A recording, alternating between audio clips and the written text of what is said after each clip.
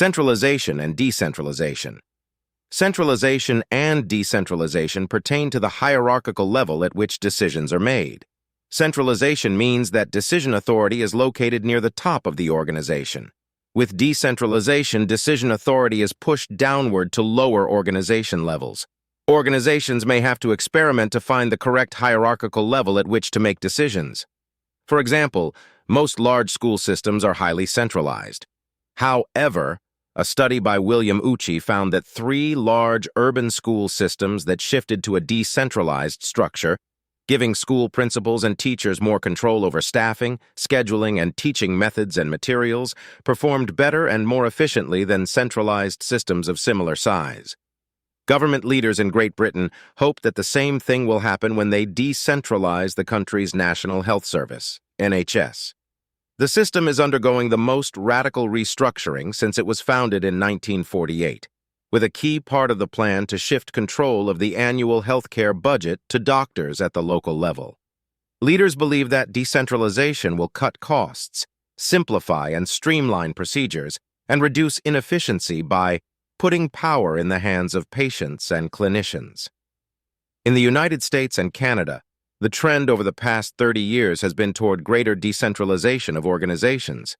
Decentralization is believed to relieve the burden on top managers, make greater use of employees' skills and abilities, ensure that decisions are made close to the action by well-informed people, and permit more rapid response to external changes.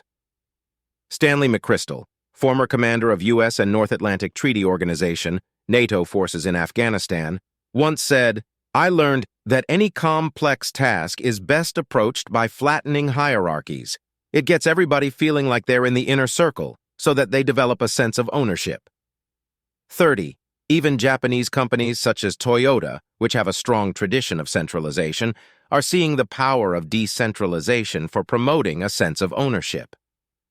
Although many decisions will still rest with executives at headquarters, Toyota has realized that some decisions need to be made close to the action.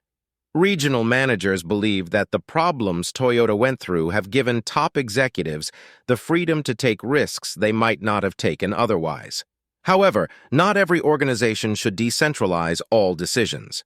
Within many companies, there is often a tug-of-war between centralization and decentralization. As top executives want to centralize some operations to eliminate duplication, while business division managers want to maintain decentralized control.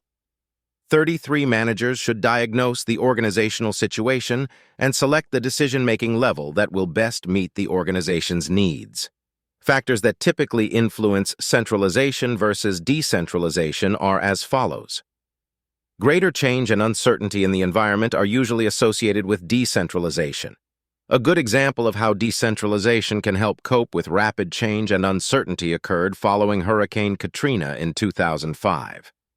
Mississippi Power restored power in just 12 days, thanks largely to a decentralized management system that empowered people at the electrical substations to make rapid, on-the-spot decisions. The amount of centralization or decentralization should fit the firm's strategy. Google thrived for years with a decentralized approach that allowed creative people to go in their own direction and run their areas as they saw fit. Decentralization fit with the strategy of allowing creative people to innovate and respond quickly to consumer needs. As the company grew large, however, it began to lose its focus with the freewheeling approach.